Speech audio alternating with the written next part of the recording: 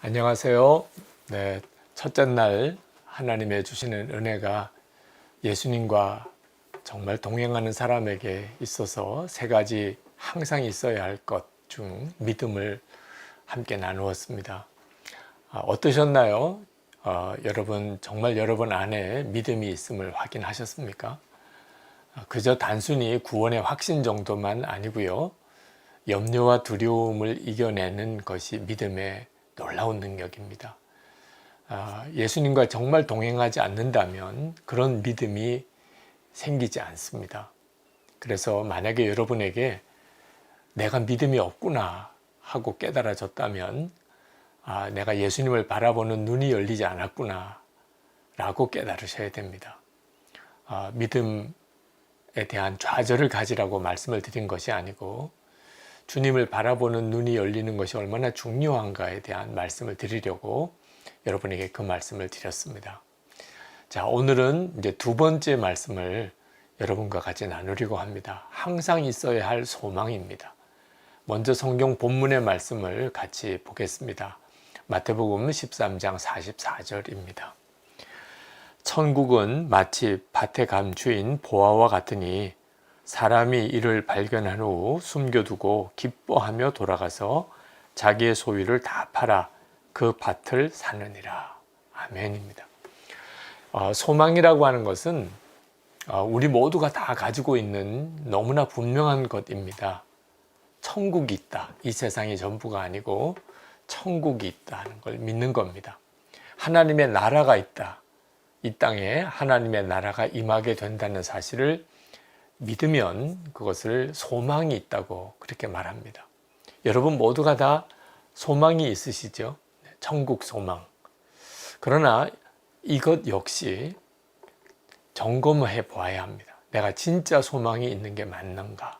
점검을 해 보아야 됩니다. 천국 소망이 있다고 다들 생각은 하지만 실제 그 천국 소망에 대한 것은 사람마다 너무나 다릅니다. 제가 한 번은 인천에 있는 부평감리교회를 갔다가 그 교회 주보를 보다가 깜짝 놀랐습니다. 그 주보에 그 교회의 기도 제목들이 나와 있는데 첫 번째 기도 제목이 순교자를 배출하는 교회가 되게 해 주옵소서. 그게 그 교회의 첫 번째 기도 제목이었습니다. 여러분, 순교가 하나님께서 특별히 주시는 어떤 사명이고 순교할지라도 우리가 하나님의 나라에서 그것이 얼마나 큰 복인가 다 믿지만 순교를 하게 해달라고 기도하는 것은 다른 문제잖아요. 저는 그 교회 선교사님들 정말 걱정이 많겠다, 두렵겠다 그런 생각도 했었습니다. 온 교회가 순교자를 배출하게 해달라고 기도하고 있으니 그 선교의 최전선에 계신 선교사님들은 얼마나 불안하겠는가 그런 생각조차 들었을 정도입니다. 그러나 그 믿음이 얼마나 놀랍습니까? 온 교회가 모든 교인들이 순교자를 배출하는 일을 영광으로 여기고 그것을 위해서 기도할 수 있다는 것. 소망이 다 같은 게 아니었던 겁니다. 저는 어릴 때부터 목사의 아들로 자라났기 때문에 천국이 있다고 믿었습니다. 저는 그것이 소망이라고 생각했습니다. 나는 천국에 소망이 있다. 나는 죽으면 천국에 간다. 그렇게 생각했습니다. 그런데 하나님께서 제가 가지고 있는 그 소망이 진짜 소망인지에 대해서 놀랍게 저에게 도전하시는 시간이 있었습니다. 제가 설교를 위해서 이 요한복음 13장 44절 말씀을 읽고 그리고 묵상하던 때였습니다. 말씀이 저에게 적용되기 위하여 하나님께 기도하는데 제 마음속에 주님이 물으시는 것 같았습니다. 보화를 발견한 농부 이야기는 여러분도 너무나 잘 아시죠? 가난한 농부가 남의 집 소작 농사를 하고 있는데 그 밭을 개간하다가 밭에 보화가 담긴 상자를 발견을 했습니다. 그 농부가 얼마나 놀랐겠습니까? 그리고 그 상자를 그대로 땅에 묻어두고 그리고 가서 자기 재산을 다 팔아서 그 밭을 샀다는 거예요. 그 밭을 사면 그 보화 있는 상자가 자기 것이 되니까. 그때 그 농부가 가졌던 그 기쁨, 아직까지 그 밭이 자기 소유가 아니고 그 보화가 자기 손에 들어오지 않았다 하더라도 이제 그것이 자기 것이 될 것을 바라보는 그 마음의 기쁨, 그게 소망이라는 거죠. 주님이 저에게 물으시는 것은 너도 천국 소망이 있다고 하는데 그 보화를 발견한 농부처럼 기쁘냐 하는 것이었습니다. 그때 제가 정직하게 대답할 수밖에 없었습니다. 저는 천국에 간다. 죽으면 천국에 간다. 천국이 있다. 그렇게 믿기는 했지만 보화를 발견한 농부처럼 기쁘다고 말할 수는 없었던 거죠. 그게 제가 가지고 있는 소망의 실상이었습니다. 그때 제 마음속에 내가 아직까지 소망이 분명하지 않구나. 그래서 제 신앙생활에 자꾸 생기는 갈등과 모순이 어디에서부터 오는 것인지를 정확히 깨달은 겁니다. 제가 알고 있는 것이 다 제 믿음이 아니었습니다. 저는 오늘 이 시간에 우리 시애틀 형제교회 교우 여러분들에게도 동일한 도전을 성령께서 저를 통하여 하신다고 믿습니다. 여러분이 가지고 있는 소망은 진짜 소망인가요? 정말 여러분의 그 천국의 소망, 하나님의 나라에 대한 믿음은 여러분의 마음을 지금 있는 형편이 어떠하든지 간에 즐겁게 해주고 있나요? 이 소망은 우리에게 미치는 영향력이 즐거움입니다. 기쁨입니다. 그래서 소망 중에 즐거워하며 로마서 12장 12절에 그렇게 말씀하셨습니다. 예수를 믿고 소망을 가졌다고는 하지만 아직 소망 중의 즐거움을 깨닫지 못하는 분들이 많습니다. 하나님, 저 좀 빨리 데려가세요. 힘들고 어려운 형편에 있는 분들이 그렇게 기도한다면 그분은 분명히 천국을 믿고 있으니까 그렇게 기도하는 거죠.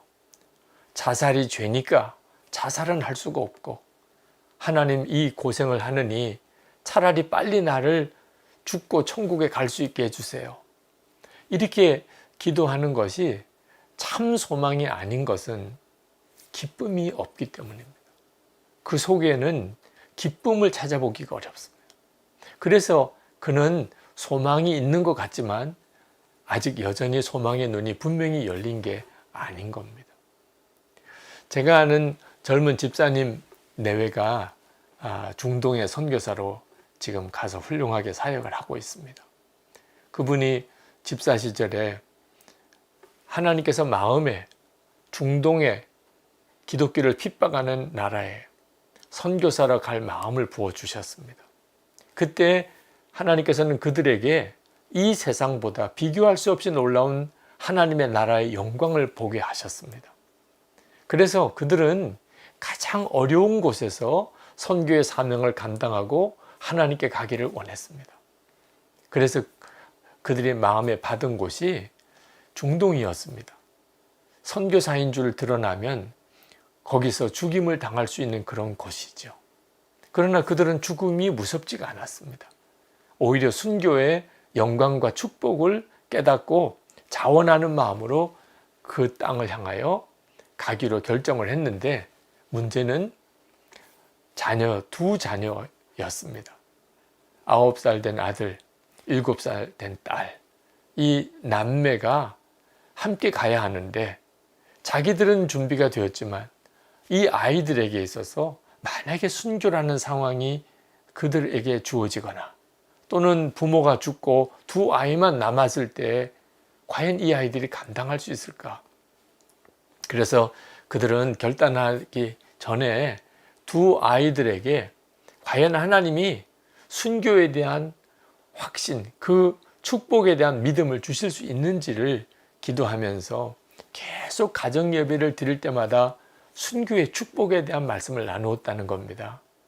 근데 어느 날 가정 예배를 드리고 아들이 아빠에게 그렇게 이야기를 하더래요. 아빠, 하나님께서 반드시 아빠를 순교하게 해 주실 거예요. 걱정하지 마세요. 집사님이 좀 당황스럽더래요. 이건 아닌데 이런 생각이 들었습니다.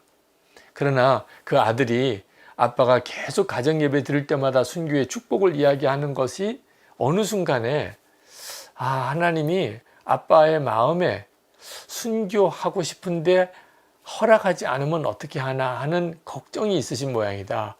그런 생각을 했던 모양입니다. 그래서 순교하게 해달라는 기도도 하고 하나님이 반드시 응답해 줄 거라고 하는 믿음을 아빠에게 표현한 거죠. 아빠를 위로하고 싶어서. 준비되었구나. 하나님이 우리 아이들에게도 그 믿음을 주셨구나. 그래서 깨닫고 저에게 이제는 결단했습니다. 우리 가정이 이제 중동에 있는 그 나라로 가기로 했습니다. 하고 찾아오셨어요. 그 아이들과 함께 마지막 식사를 하는데 그 아이들을 보는데 정말 눈물이 나더라고요. 이런 일이 가능한가 하는 생각이 들었습니다. 순교하고 싶은 마음, 이게 가능한 일이겠습니까? 예수님과 동행하는 것이 실제가 되는 순간에 우리 안에 일어나는 정말 너무나도 놀라운 변화입니다. 여러분, 우리가 실제로 우리가 이 세상을 살아가는 동안 정말 예수님과 동행하는 삶을 살아가는 가장 중요한 요소는 하나님의 나라에 대한 눈이 정말 열리는 것입니다. 그렇지 않으면 순간순간 하나님의 인도하심을 온전히 순종하기가 어렵습니다. 하나님께서 우리에게 죽고 난 다음에 가게 될 천국과 이제 오게 될 하나님의 나라에 대하여 먼저 믿음의 눈이 열리게 하시는 이유는 후회하지 않는 삶을 살게 하시기 위해서 그렇습니다. 우리가 이 세상 사는 동안 열심히도 살고 때때로 밤잠도 자지 못하고 때때로 정말 허리띠도 졸라매고 그렇게 살지만 실제로 소망의 눈이 분명히 열리지 않으면 나중에 가서 다 후회하게 됩니다. 저희 교회 예수님의 사람 제자훈련 과정 중에 서로 유언장을 쓰는 시간이 있습니다.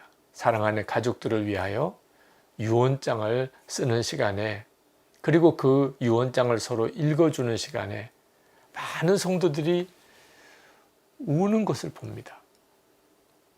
대부분 미안합니다.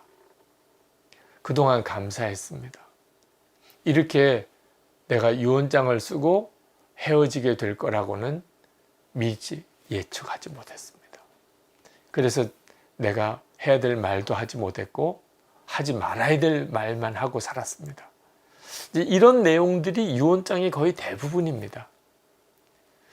주님 앞에 갈 날에 대하여 미리 내다보지 못하면 열심히 살아도 지나고 보면 후회만 남게 되는 겁니다. 그래서 하나님께서 우리에게 소망의 눈을 열어주시는 거예요.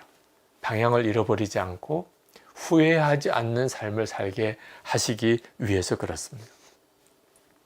여러분, 우리가 죽고 난 다음에 가는 천국도 참 중요하지만 우리에게 있어서 더욱 중요한 것은 이 땅에 임하게 될 하나님의 나라입니다. 우리가 사는 지금 이 세상이 이제 주님이 재림에 오시고 하나님의 나라가 됩니다. 이것은 대단히 중요합니다. 만약에 죽고 난 다음에 가는 천국만 있다면 우리가 이 세상에서 무엇을 하고 살아야 될지 때때로는 그 의미를 잃어버리게 됩니다. 그저 빨리 죽는 게 더 잘된 것일 수도 있는 거죠. 그러나 사도 바울은 분명히 그렇게 고백했습니다. 자기가 죽어서 주님과 함께 있는 것이 훨씬 자기에게는 좋은 것 같지만 그러나 자기가 육신으로 이 땅에 있는 것도 더 소중하다. 그게 도대체 무엇일까요? 이 땅에 하나님의 나라가 임하기를 위하여 준비하는 삶입니다. 이것이 바로 성도의 소명의 삶입니다. 우리는 그저 이 세상에서 잘 먹고 잘 살고 좋은 집 짓고 그렇게 살기 위해서 사는 존재가 아닙니다. 하나님의 나라가 이 땅에 임하는 것에 대하여 우리가 여기서부터 준비하는 삶을 사는 것이죠. 이것이 하나님의 나라에 대한 소망을 우리에게 주시는 하나님의 놀라운 계획입니다. 하나님의 나라에 대한 소망이 분명히 눈이 뜨인 사람에게는 그는 이 세상 사는 동안에 겪게 되는 일에 대한 모든 두려움이 사라집니다. 스데반 집사님이 돌에 맞아 순교했습니다. 그러나 그는 천사의 얼굴 같았다고 그랬습니다. 이유는 그가 하나님의 나라와 그리고 하나님의 보좌 옆에 서 계신 예수님을 믿음의 눈으로 바라볼 수 있었기 때문입니다. 하나님의 나라에 대한 소망의 눈이 열리면 두려움이 사라집니다. 하나님의 나라에 대한 소망의 눈이 열리면 염려가 사라집니다. 우리가 이 세상 사는 동안에 우리의 마음을 묶고 있는 많은 염려가 있습니다. 그러나 소망의 눈이 뜨이고 나면 이 세상 욕심이 다 없어집니다. 욕심을 없애려고 하는 것은 불가능한 일입니다. 근데 더 좋은 것을 발견하게 되면 그러면 그보다 못한 것에 대해서 욕심이 그냥 사라져 버립니다. 참 신비한 일이죠. 그러니까 하나님의 나라에 대한 눈이 뜨이고 나면 이 세상에 부러운 것, 가지고 싶은 것에 대한 가치와 의미가 내게 너무나 작아져 버린 거죠. 사도 바울이 주님을 더 알고 싶어서 이 세상에 유익하던 거 다 해로 여기고 배설물로 버렸다고 그랬습니다. 그 배설물처럼 여겨진 거예요. 여러분이 용변 보실 때 그게 어떤 느낌입니까? 도대체 이 세상에 유익한 것이 배설물처럼 버려질 수 있을까요? 하나님께서 우리에게 하나님의 나라의 눈을 열어주시면 그렇게 된다는 겁니다. 또 하나가 불평, 원망이 사라집니다. 여러분, 하나님이 정말 공평하신 하나님처럼 여겨지십니까? 우리는 머리로는 그렇게 생각합니다. 그렇지만 실제로 우리의 삶 속에서 우리는 하나님이 참 불공평하시다고 느낄 때가 많습니다. 어떤 사람은 더 많이 가졌고 어떤 사람은 더 적게 가졌고 어떤 사람은 좋은 곳에서 살고 어떤 사람은 그렇지 못한 곳에서 살고 하나님이 공평하시다고 말할 수 있을까요? 여러분이 지금 살고 있는 시애틀은 정말 이 지구상에서 가장 혜택받은 사람들이 사는 곳이지요. 전 세계를 둘러보면 기가 막히게 어려운 곳도 많습니다. 하나님은 공평하신가요? 그런데 하나님의 나라에 대한 눈이 뜨이고 나면 완전히 반대가 됩니다.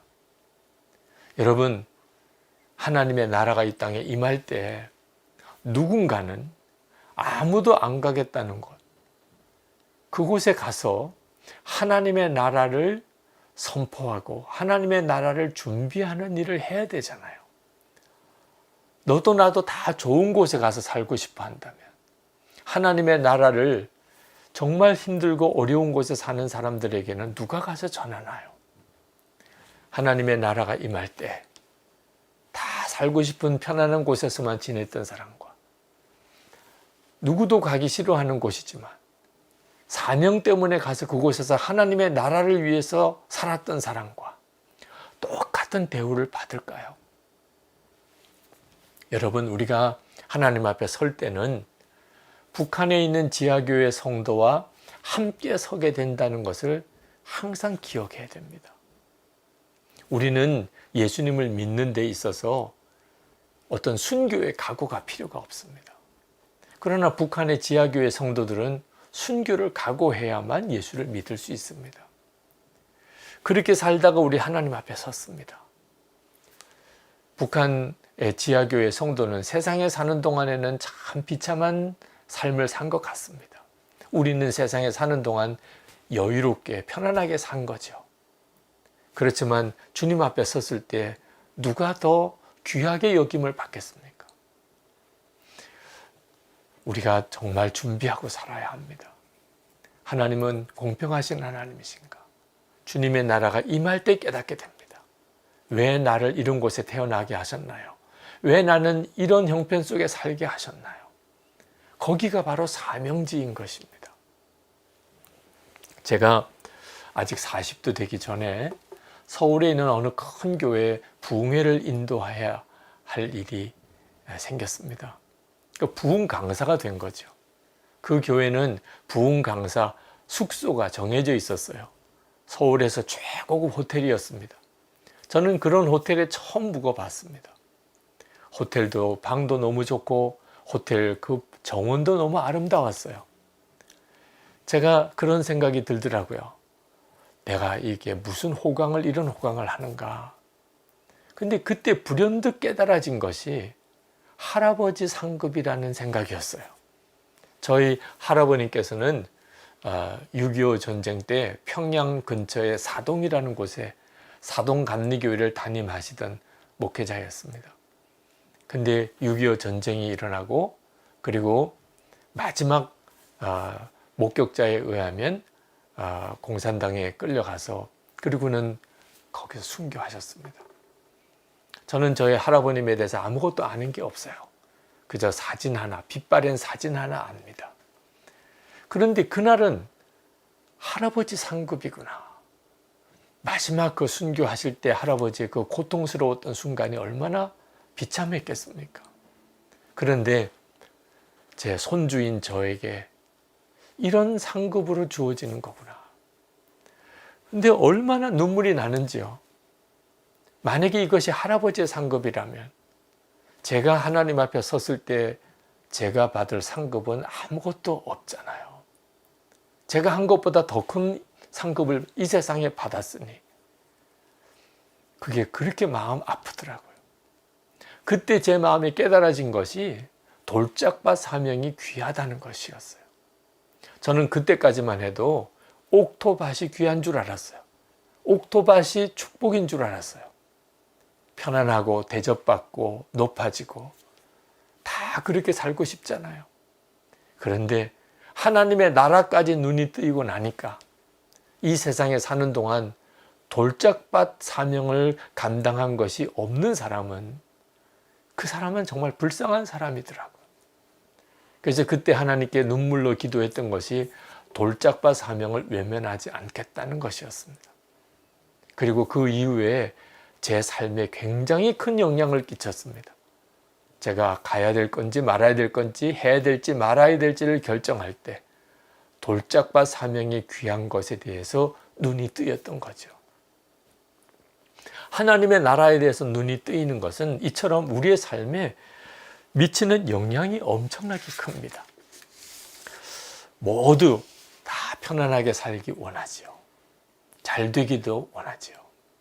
그런데 하나님의 나라의 소망이 뜨이고 눈이 열리고 나면 그러면 편안하고 대접받고 잘 되는 것은 믿음이 없는 사람들에게 그게 좋은 줄로만 여기는 사람에게 양보할 수 있습니다. 그리고 하나님 앞에 정말 더 어려운 곳을 저에게 주십시오. 그런 기도가 나오게 되더라고요. 시애틀 형제교회 우리 성도 여러분, 여러분들은 담임 목사님에게 찾아가서 아무도 안 맡겠다는 일이 있으면 저를 써주세요. 아무도 안 하겠다는 일이 있으면 제가 하겠습니다. 그런 요청을 드리고 계신가요? 그 사람이 진짜 소망의 눈이 열린 사람입니다. 왜 많은 성도들이 이처럼 소망의 기쁨, 하나님의 나라에 대한 소망의 눈이 열리지 않은 걸까요? 이유는 하나입니다. 예수님께서 정말 자기와 함께 계신 것과 자신의 왕이라는 사실에 대하여 분명한 믿음이 없기 때문에 그렇습니다.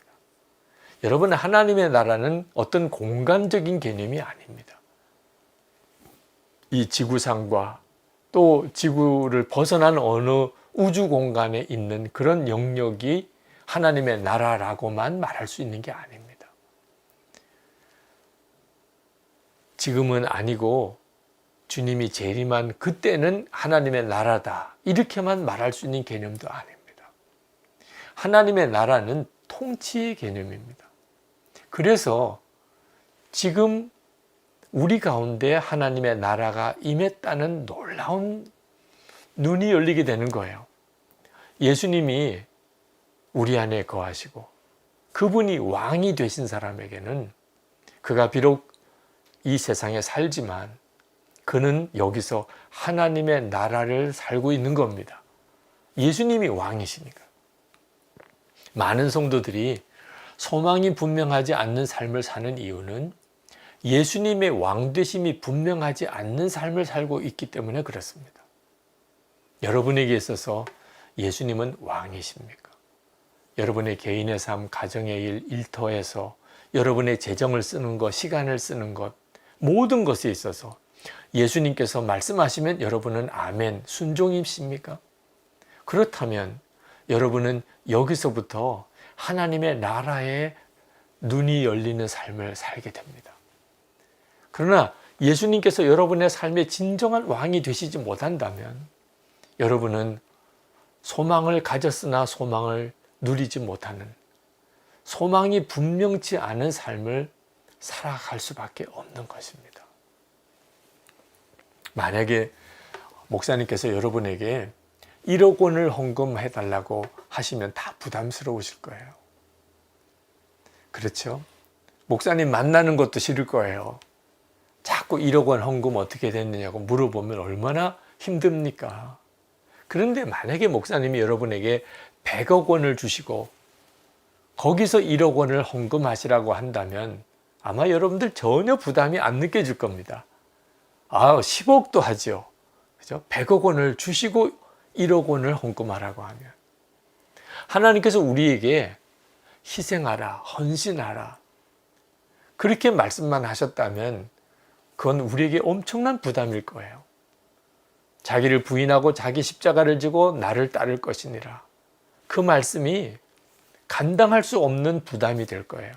그러나 하나님께서 우리에게 하나님의 나라를 주시고 그 하나님의 나라를 소유하게 하시고 그리고 우리에게 이 세상 사는 동안에 하나님의 나라를 위해서 희생하라, 헌신하라고 하셨다면 이건 너무 쉬운 거예요. 우리가 하나님의 나라를 위해서 희생하고 헌신하는 일이 힘든 이유가 하나입니다. 하나님이 요구하시는 게 많기 때문이 아니에요. 우리의 목숨을 요구하신다고 그래서 힘든 것도 아닙니다. 하나님의 나라를 바라보는 눈이 뜨이지 않으니까, 그러니까 십자가 지는 삶, 희생과 헌신이 우리에게 부담스럽고 두려운 겁니다. 예수님을 바라보는 눈이 뜨이는 것이 그래서 중요한 거예요. 예수님의 왕 되시는 삶을 여기서부터 살아가는 것이 그렇게 필요한 것입니다. 김용희 선교사님이라고 여러분 아실 거예요. 자녀들 5을 다 선교사로 헌신하게 했습니다. 그 김용희 선교사님이 큰아들을 아프리카 오지에 보내서 선교사 훈련을 시킬 때였습니다. 아들이 어떻게 지내는지 한번 보러 그 아프리카 오지에 아들을 만나러 가셨는데 가보니까 그 선교사님의 아들이 상의도 입지 않고 그 무더운 아프리카에서 새카맣게 타서 그리고 제대로 잘 먹지도 못하니까 아주 마른 상태에 그곳에 지내는 아들을 보는 순간에 아버지로서 마음이 철렁 내려앉더랍니다. 그 아들이 그 아프리카 오지에서 지내는 생활을 보면서 하나님 앞에 그런 기도가 저절로 나오더래요. 하나님, 제가 이 아프리카에서 선교사로 사역하고 우리 아들은 좀 좋은 형편에서 지내면서 좋은 경험도 하고 훈련도 받고 그렇게 좀 지내도록 하면 안 되겠습니까? 저하고 우리 아들하고 좀 바꾸시면 안 되겠습니까? 아버지로서는 그런 마음이 들더래요. 아들과 함께 지내는 기간이 정말 순간에 지나고 이제 선교사님이 한국으로 돌아와야 될 날이 되었습니다. 그 전날 잠이 오지 않더랍니다. 아들을 여기다 두고 나는 한국으로 돌아간다고 생각하니까.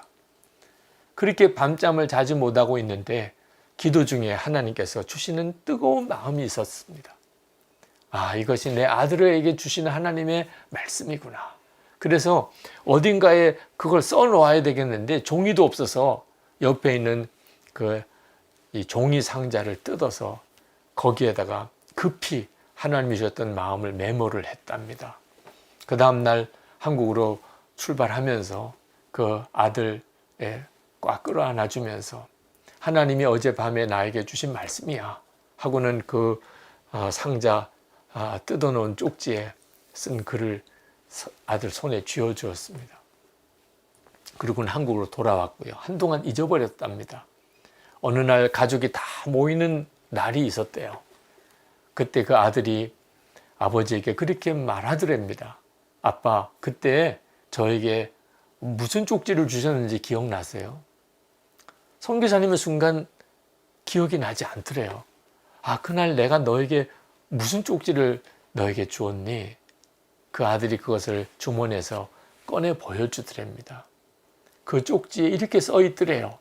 아들아, 우리 이 세상 끝에서 죽어서 하나님 나라 한 복판에서 만나자. 제가 그 선교사님의 그 고백을 듣는데 정말 눈물이 왈칵 나더라고요. 진짜 하나님의 나라를 아시는 분이구나. 하나님의 나라의 그 영광을 정말 소유하셨구나.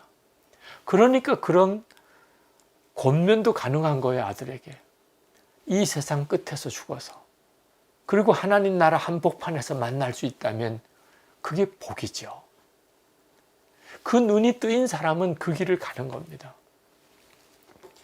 여러분, 편안하게 살다가 이 세상에서 죽는 것만 복이라고 생각하시면 안 됩니다. 존 파이퍼 목사님께서 어느 청년 집회에서 그런 말씀을 전하시더라고요. 한 비극적인 소식을 여러분과 같이 나누고 싶다는 거예요. 그러면서 그 종이 쪽지에 쓰여져 있는 글을 그들에게 읽어주었어요. 카메룬에 있는 두 선교사님이 순직한 내용입니다. 그들은 이미 은퇴한 간호사들이에요. 그 아프리카 카메룬 오지에 그곳에 있는 그 열악한 의료 환경 속에 있는 이들에게 거기서 생명의 복음도 전하고 그들의 육신의 건강을 돌보는 사명도 감당하셨던 분들입니다. 근데 한 번은 오지에 있는 어느 환자들을 신방하기 위해서 가다가 자동차 브레이크 파열로 그 절벽에서 떨어져서 두 분이 그 자리에서 하나님 앞에 부름을 받았던 그런 기사입니다. 그 기사를 그 청년들에게 말하면서 여러분, 이 두 선교사님은 정말 비참한 죽음을 당하신 분들입니까? 정말 불쌍한 사람들입니까? 그렇게 보입니다. 이 세상에서 얼마든지 편안한 여생을 살 수가 있는데 아프리카 오지에서 그 아프리카의 열악한 그 사람들에게 복음과 그리고 그들의 건강을 돌보기 위해서 수고하다가 한순간에 갑자기 교통사고로 죽었으니 얼마나 불쌍해 보입니까? 그러나 여러분, 그분들은 불쌍한 사람이 아닙니다. 그분들은 비참한 죽음을 죽은 게 아닙니다. 여러분, 절대로 속지 말아야 됩니다. 여러분에게 진짜 비참한 죽음, 진짜 불쌍한 죽음이 뭔지 제가 말씀드릴까요? 그러면서 그분은 또 하나 종이 쪽지를 가지고 그 신문 기사를 읽어주더라고요. 1988년 2월 리더스 다이제스트에 실린 기사입니다. 제목은 이른 시작, 이른 은퇴입니다. 미국 북동부 지역에서 사는 법과 페니 부부는 5년 일찍 은퇴를 하였습니다. 밥은 59세이고 페니는 51세입니다. 그들은 따뜻한 플로리다에 내려가 거기서 집을 샀습니다. 그리고 보트도 샀습니다. 소프트볼을 하며 지냅니다. 그리고 희귀한 조개 껍질을 취미로 모으고 있습니다. 그러면서 그 청년들을 바라보면서 여러분, 이것이야말로 진짜 비극입니다. 안타깝게도 수많은 사람들이 이런 비극적인 삶을 동경하고 있습니다. 온갖 매스컴들이 이러한 삶을 행복이라고 부추기고 있습니다. 이러한 삶을 동경하지 마시기 바랍니다. 이 비극적인 삶을 쫓아가지 마시기 바랍니다. 여기까지만 해도 많은 청년들이 어리둥절했을 겁니다. 존 파이퍼 목사님이 그 다음에 이렇게 말합니다. 좋은 집, 좋은 차, 좋은 가족, 좋은 직장, 즐거운 은퇴, 조개 껍질 모으기가 전능하신 창조자 하나님 앞에 서기 직전에 당신의 모습이 아니기를 바랍니다. 창조주 앞에서 보십시오. 하나님, 제 집을 보십시오. 제 차를 보십시오. 제 몸을 보십시오. 제가 모은 이 조개 껍질들을 보십시오. 라고 말할 수 있겠습니까? 그렇게 서게 되는 것이, 이것이 진짜 비극입니다. 여러분, 삶을 낭비하지 마시기 바랍니다. 제가 존 파이퍼 목사님의 그 말씀을 들으면서 정말 마음에 전율하는 느낌을 받았습니다. 우리가 얼마나 잘못 판단하고 살고 있는가 하는 것. 우리 그리스도인들조차도 무엇이 진짜 복인지 소망의 눈이 열리기 전에는 완전히 반대로 생각하고 있다는 겁니다. 여러분, 소망의 기쁨은 어떻게 가지는 거지요? 정말 예수님께서 여러분과 함께 계신 것을 진짜 믿어줘야 됩니다. 그리고 그 예수님이 정말 여러분의 삶의 왕이 되셔야 합니다. 그러면 이 세상의 좋은 것과 비교할 수 없는 하나님의 나라의 영광의 눈이 열리게 됩니다.